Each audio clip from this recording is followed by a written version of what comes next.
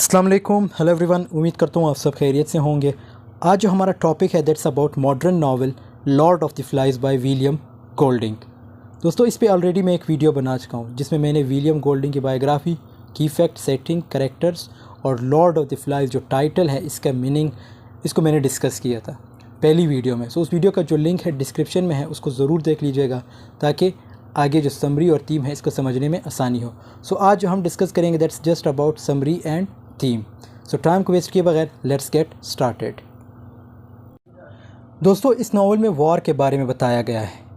जब war start होती थी तो एटॉमिक अटैक्स या न्यूक्लियर अटैक्स होते थे। अब जब अटैक्स हो रहे होते तो जो बच्चे हैं उन्हें सेफ़ जगह पहुंचाने का फ़ैसला किया जाता है। मतलब उन्हें एक ऐसी जगह पहुंचाने का फ़ैसला किया जाता है जो सेफ़ हो। अब जब ये इन बच्चों को ले जाया जा रहा था जिस प्लेन के अंदर, जिस जहाज़ के अंदर, लेकिन वो जहाज़ जो है तबाह हो जाता है और वो प्लेन जो है अननेम्ड, जिसका कोई नेम नहीं है, ऐसे आइलैंड में जाके गिर जाता है और जितने भी वर्कर्स थे जहाज़ के अंदर उन सब की डेथ हो जाती है। लेकिन उस प्लेन में जो बच्चे थे वो सब बच जाते हैं और वो बच्चे जहाज़ से निकल के आइलैंड के जो डिफरेंट प्लेसेस होते हैं वहाँ पहुंच जाते हैं। और वो ऐसा आइलैंड होता है जहाँ पे कोई भी नहीं होता, बच्चे अकेले होते हैं और उनके सुपरविज़न के लिए, मतलब उनकी निगरानी के लिए कोई नहीं होता। और उनके साथ एक पायलट होता है और उसकी तबीयत बहुत ज़्यादा ख़राब होती है और वो पायलट इनके फ़र्दर ले जाने के काबिल नहीं होता। अब होता कुछ यूँ है कि जो पहले के जो बच्चे हैं वो उनकी देखभाल करना स्टार्ट करते हैं। मतलब वो अपनी देखभाल ख़ुद करना स्टार्ट करते ताकि पायलट ठीक हो जाए और वो हमें यहाँ से ले जाए। अब हमारे पास दो प्रोटोगनिस्ट आते हैं, एक का नाम है रॉल्फ और दूसरे का नाम है पैगी।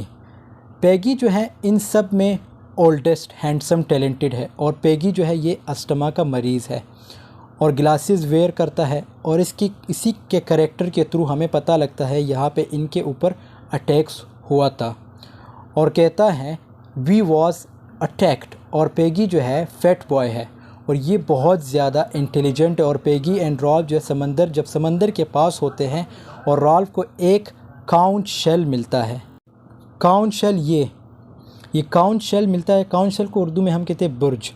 और जब वो काउंट शेल मिलता है और बताता है कि इसके अंदर से आवाज़ निकालो, तो वो दूर तक वो आवाज़ जो है जाती है और रॉल्फ जो है उसमें आवाज़ निकालता है और उसके सब वॉइस उसके पास आ जाते हैं क्योंकि उस काउंट शेल से एक ऊंची आवाज़ निकलती है, तो इसीलिए सब के सब वॉइस उसके पास आ जाते हैं। अब जब सब इकट्ठे होते हैं और उन बॉयज़ में जो रॉल्फ के पास पहुंचते हैं उनमें से एक लीडर होता है जैक, ठीक है। और जैक जो है हेड बनता है अपने क्वायर का मतलब है जो लोग होते हैं गीत सॉन्ग्स गाने वाले, ये क्वायर। तो ये इनका जो है लीडर होता है। और क्वायर का क्या मतलब है, जो सॉन्ग्स या गीत वगैरह गाते हैं। अब ये सारे फैसला करते हैं कि अब हम आइलैंड पे आ चुके तो हमें अपने लिए एक लीडर चूज़ करना होगा ताकि वो हम लोगों को गाइड कर सके, हमारी देखभाल कर सके। अब सबका फ़ैसला यही होता है कि रॉल्फ ही हमारा लीडर है और जितने भी स्कूल बॉयज़ थे वो रॉल्फ को अपना लीडर चूज़ करते हैं। और इसी तरह जो जैक है उसको जेलसी होती है और रॉल्फ जो है जैक को खुश करने के लिए हंटिंग के ग्रुप का लीडर, मतलब जो रॉल्फ है उसे लीडर बना देता है। किसको? जैक को, ताकि उसकी भी थोड़ी इज्जत रहे। क्योंकि जो जैक है वो जेलसी फील करता है रॉल्फ से, तो रॉल्फ जो है उसकी जेलसी ख़त्म करने के लिए उसे हंटिंग ग्रुप का लीडर बना देता है। और साइमन की ड्यूटी ये होती है कि जितनी भी आइलैंड है उसको एक्सप्लोर करता है। मतलब जितने भी आइलैंड उसको एक्सप्लोर करता है, इन सबको खाना भी चाहिए। फिर रॉल्फ, जैक, साइमन ये तीनों आइलैंड की छानबीन करने के लिए जाते हैं और इसी दौरान इनको एक पिग नज़र आता है और जैक जो है जब उस पिग को मारने लगता है तो वो डर जाता है और इसी दौरान वो पिग वहाँ से भाग जाता है और जैक एक्सक्यूज़ करता है, मतलब माजरत करता है कि नेक्स्ट टाइम जो है घबराऊँगा नहीं। अब होता क्या है, अब रॉल्फ जो है एक मीटिंग जो है अरेंज करता है। उस मीटिंग में क्या होता है, उस मीटिंग में कुछ रूल्स एंड रेगुलेशन रखता है और वो रूल्स एंड रेगुलेशन होते हैं सिर्फ वही शख्स बात करेगा। सबसे पहला जो रूल है वो क्या होता है कि सिर्फ वही शख्स बात करेगा जिसके हाथ में काउंच होगी। काउंच का जैसे मैंने बताया काउंच शेल उसे कहते हैं जिससे एक आवाज़ निकलती है और उसमें जब आप आवाज़ निकालते हो तो वो दूर दूर तक जाती है और सुनी जाती है। दूसरा रूल ये था कि वो माउंटेन के ऊपर फायर लगाएंगे, मतलब एक ऐसी आग लगाएंगे जिस पे कि जब भी यहाँ से कोई शिप गुज़रेगी, जो कश्ती वगैरह है वो गुज़रेगी, तो उसे हमारे प्रेजेंस का सिग्नल मिलेगा। और तीसरा रूल वो ये बनाता है कि हम रहन सहन के लिए हट्स बनाएंगे। हट से मुराद झोंपड़ियाँ वगैरह होती है। अब सब लकड़ियाँ इकट्ठी करते हैं और पैगी के गिलासेस के थ्रू आग जलाते हैं। अब आग के दौरान एक दरख्त होता है, वो भी जल जाता है। अब पैगी को गुस्सा आता है कि हमें अपने शेल्टर्स के लिए जगह बनाए, और पैगी को ये भी नहीं पता कि हम कितने बॉयज़ हैं, और उसको ये लगता है कि हम में से एक खो भी चुका है ऑलरेडी।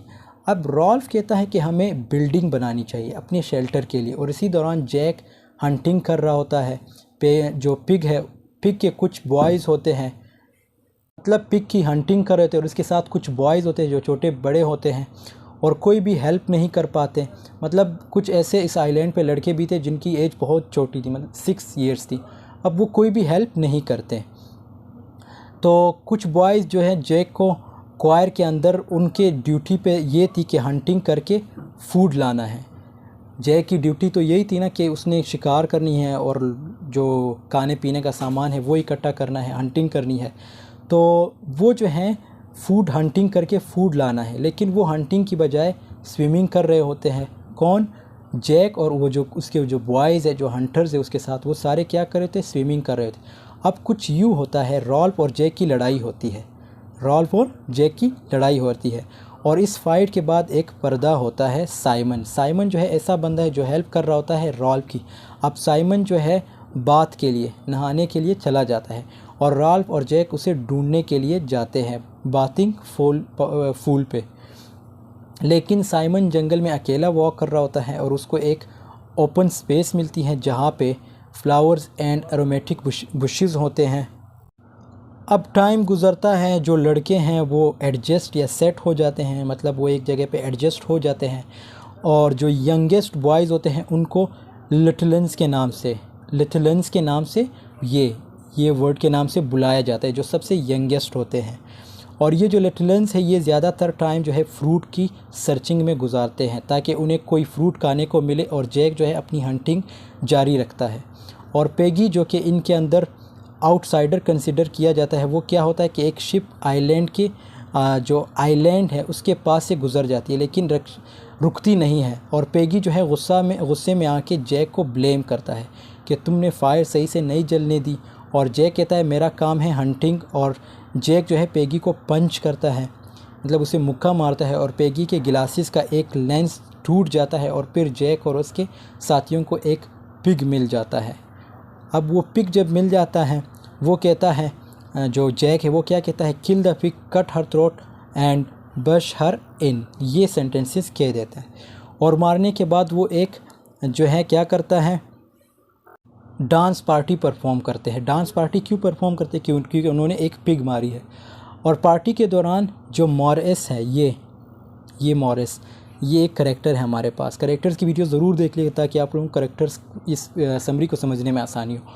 तो क्या होता है कि जो पार्टी के दौरान मॉरिस जो है वो पिग बनने की प्रिटेंड करता है, और वो उस पर अटैक करते हैं। मतलब वो तो प्रिटेंड कर रहा था, लेकिन जो सारे बॉयज़ होते हैं जैक के, वो उस पर अटैक करते हैं। अब रॉल्फ जो है वो देखता है कि जैक और उसके हंटर्स का बिहेवियर बड़ा अजीब सा है, और पेगी की मेच्योरिटी जो है मेच्योरिटी को बड़ा अप्रिशिएट करता है। कौन? रॉल्फ जो है पेगी के मेच्योरिटी को बड़ा अप्रिशिएट करता है, और रॉल्फ एक बार फिर सबको क्रिटिसाइज़ करता है।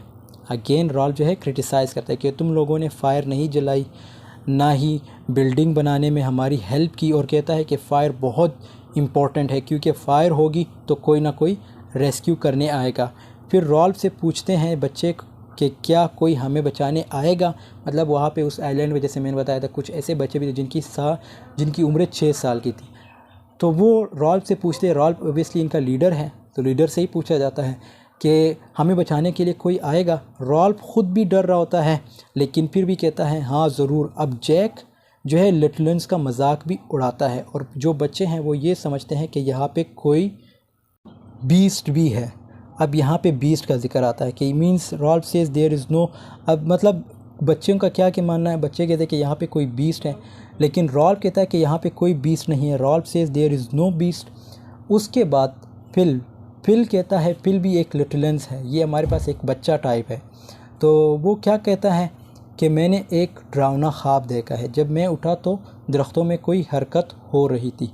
साइमन कहता है, अब साइमन का रिप्लाई होता है, ये फिल जो है लिटलेंस है, इसने क्या कहा कि मैंने एक ख्वाब देखी। और साइमन कहता है कि हो सकता है फिल ने मुझे देखा हो, क्योंकि मैं रात को जंगलों में वॉक कर रहा था। अच्छा, ये जो साइमन है, ये इसकी क्वालिटी ये होती है पूरे नावल में, ये जो है वॉन्डर करता है, मीन्स इधर उधर घूम रहा होता है जंगलों में, तो अकेला रहता है, इंट्रोवर्ट टाइप पर्सन है।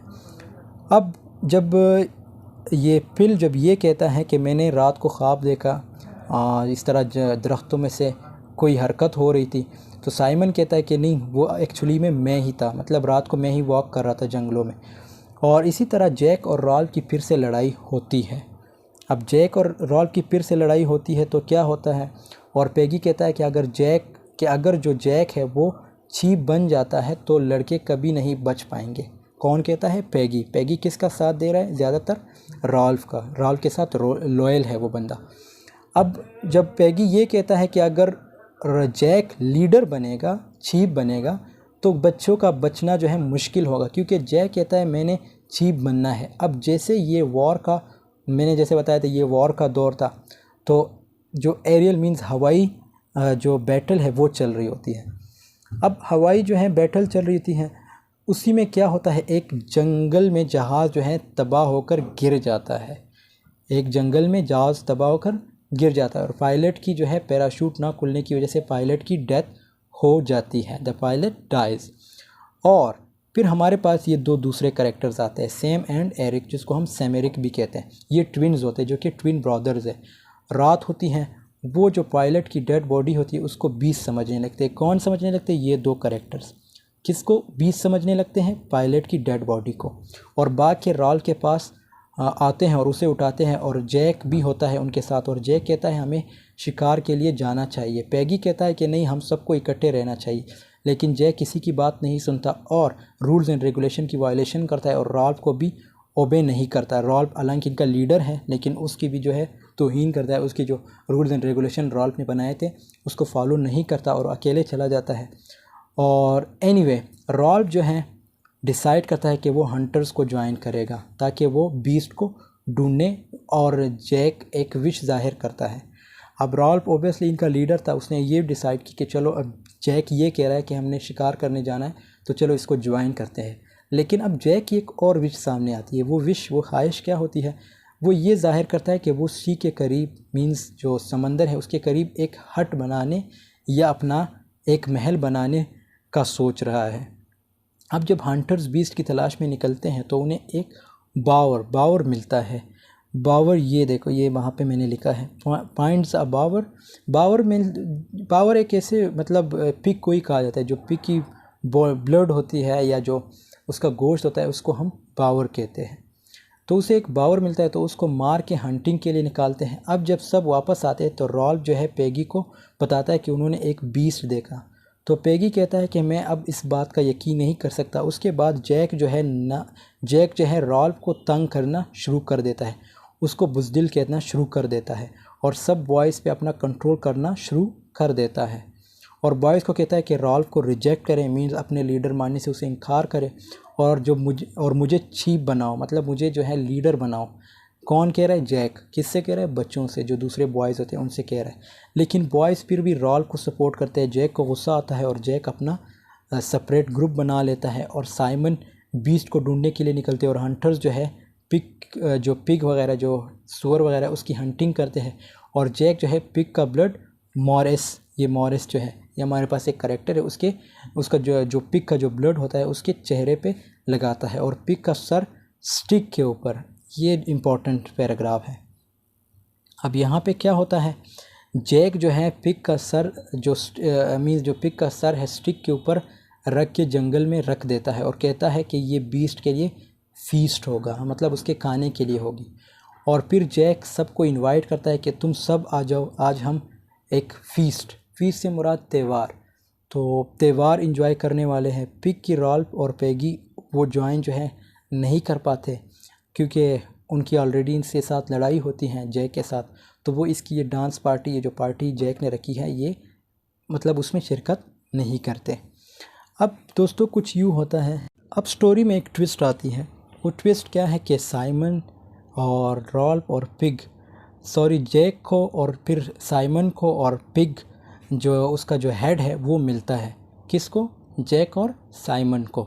और उसका नाम क्या होता है? Lord of the flies. Lord of the flies means शैतान का सर। और लॉर्ड ऑफ द फ्लाइज रखते हैं, उसका नाम इन्होंने क्या रखा? लॉर्ड ऑफ द फ्लाइज, क्योंकि बहुत ज़्यादा मक्खियाँ उस हेड के इर्द गिर्द घूम रही होती है। वो और साइमन सोचता है कि ये जो हेड है ये इससे बात कर रहा है।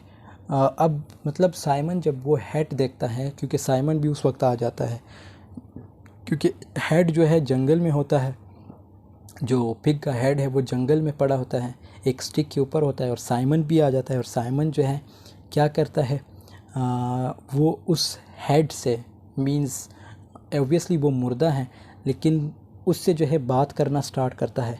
अनकॉन्शियस, अपनी जो कॉन्शियसनेस है उसको खो देता है। कौन? Simon.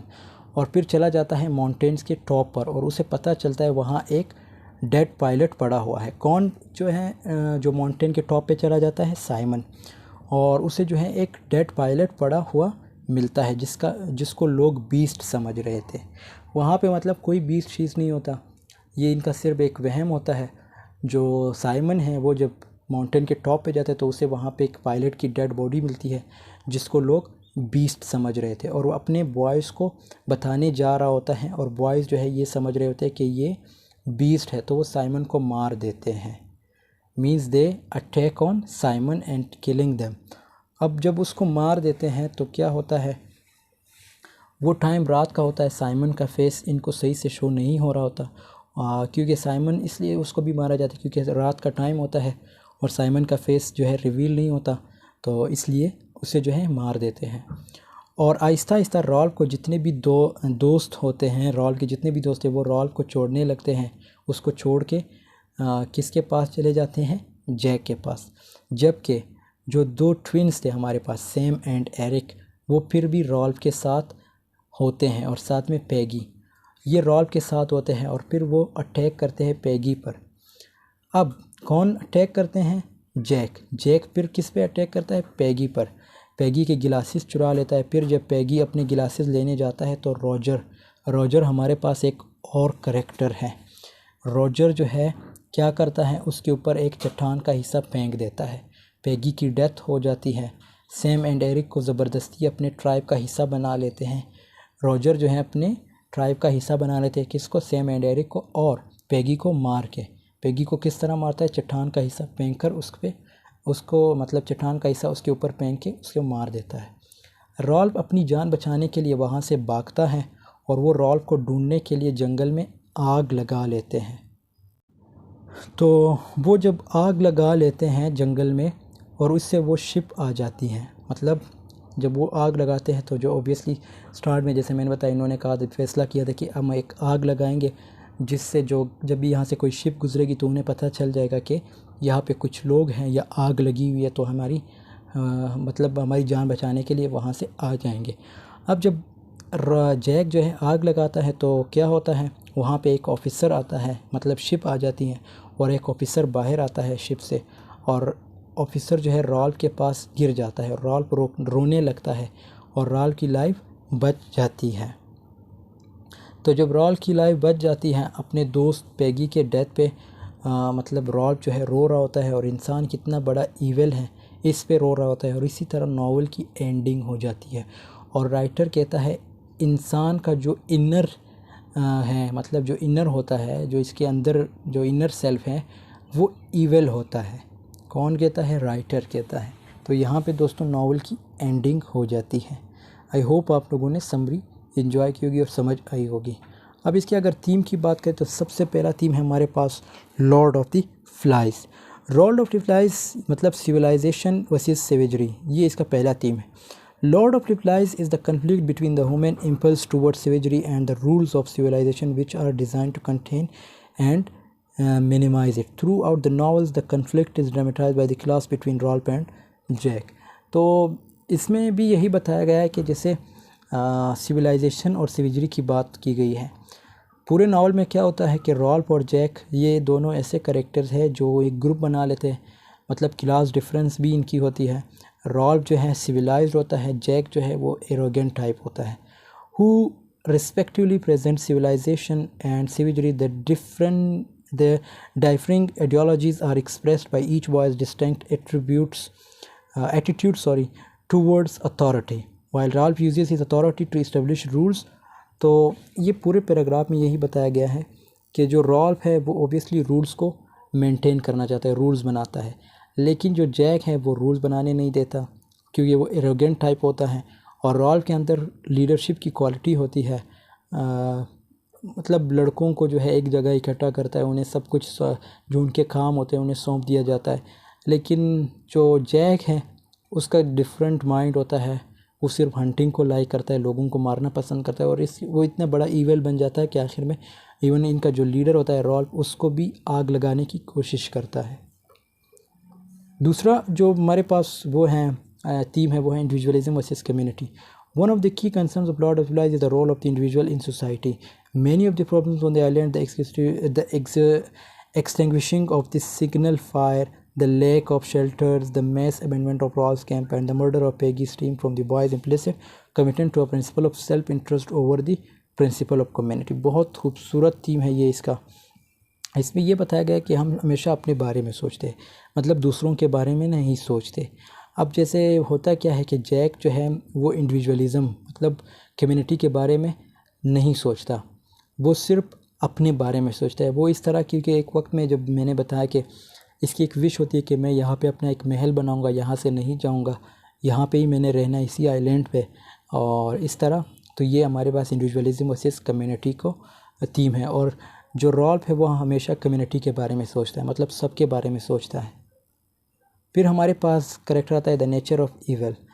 Is evil innate within the human spirit और it's an influence from an external source. बहुत ये एक सवाल है आप लोगों के लिए कि क्या जो इंसान के अंदर जो बुराई होती है वो ऑलरेडी होती है, या ये हमें जो है बाहर के रिसोर्सेज जो सोर्सेज होते हैं उनके ज़रिए हमारे अंदर आती है।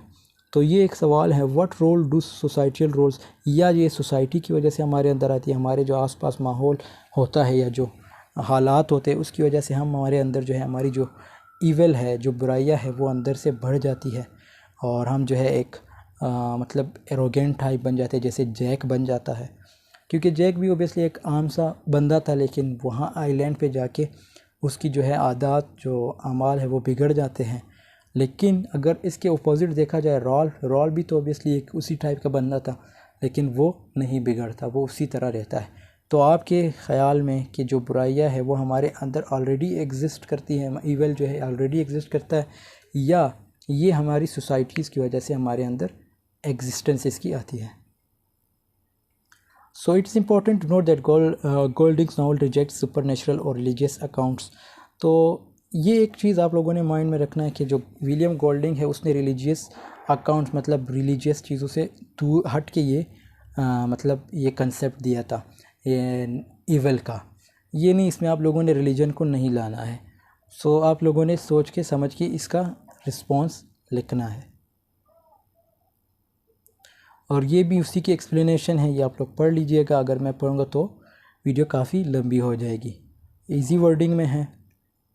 फिर हमारे पास है man versus nature. The boys' relationship to the natural world generally fall into one of three categories. The subjection of nature, ये इसके टाइप्स है और ये पूरी इसकी एक्सप्लेनेशन है, बहुत खूबसूरत एक्सप्लेनेशन है। एक एक चीज़ आपको समझ आ जाएगी इससे। सब्जेक्शन ऑफ नेचर का क्या मतलब है, हार्मोनी ऑफ नेचर का क्या मतलब है, एंड सबसर्वियंस ऑफ नेचर का, सबसर्वियंस टू नेचर का क्या मतलब है। सो आप लोग इसे पढ़ लीजिएगा। और उसके बाद dehumanisation of relationships. In Lord of the flies one of the effects of the boys descent into savagery is their increasing inability to recognize each of others' humanity. Throughout the novel, Golding uses imagery to imply that the boys are no longer able to distinguish between themselves and the pigs they are hunting and killing for food and support. In chapter 4, after the first successful pig hunt, the hunters reenact the hunt in a ritual dance, using Morris as a stand-in one of the downed pig. तो यहाँ पे मतलब इस तरह ये बात की गई है कि जैसे ये लोग पिग का शिकार करते थे, जो सूअर वगैरह था उसका शिकार करते थे, लेकिन इस तरह कभी ऐसा मतलब ये इतने जालिम बन जाते हैं कि इन्हें फिर जो इंसान होता है मॉरिस, ये भी इसको पिग समझ के इसे मार देते हैं। तो मतलब इंसान इतना जालिम बन जाता है, डिह्यूमनाइजेशन उसके अंदर आ जाती है। तो लॉस ऑफ इनोसेंस इस तरह है कि ये जो बच्चे थे जब आइलैंड पे पहुँचे जहाँ पे कोई भी नहीं रहता था, तो ऑब्वियसली ये कंसेप्ट होता है कि जो बच्चे होते हैं वो इनोसेंट होते हैं, बच्चे मन के सच्चे। तो होता कुछ यूँ है कि जब ये लोग आइलैंड पे पहुँचते हैं तो इनकी जो इनोसेंस है वो ख़त्म हो जाती है। हालांकि इनकी एज इतनी ज़्यादा नहीं होती, 6 to 12 ईयर्स इनकी सबकी एज होती है, लेकिन ये अपनी इनोसेंस खो देते हैं। वो क्यों खो देते हैं? क्योंकि वहाँ पे इन्हें कोई इन्वायरमेंट नहीं मिलता। और ये इसकी फर्दर एक्सप्लेनेशन है। और ये लास्ट इसका जो है वो है लास्ट थीम है the negative consequences of war. तो ऑब्वियसली ये वॉर से स्टार्ट हुई थी। ये नावल जो है स्टार्ट में ही नावल वॉर के बारे में ज़िक्र किया गया था कि किस तरह एटॉमिक वॉर्स हो रहे थे उस वक्त, और उस वॉर से बचने के लिए लोगों को कहाँ कहाँ शिफ्ट किया जाता था। इसी तरह इन बच्चों को एक महफूज जगह जो आइलैंड है वहाँ पे शिफ्ट करने की कोशिश कर रहे थे, लेकिन जो जहाज़ है वो रास्ते में टकरा के नीचे गिर जाता है किसी आइलैंड पे। Thanks for watching. I hope this video has been helpful. Video पसंद आए तो ज़रूर लाइक कमेंट शेयर कीजिएगा। मिलते हैं नेक्स्ट वीडियो में, तब तक के लिए अल्लाह हाफिज़। Take care of yourself.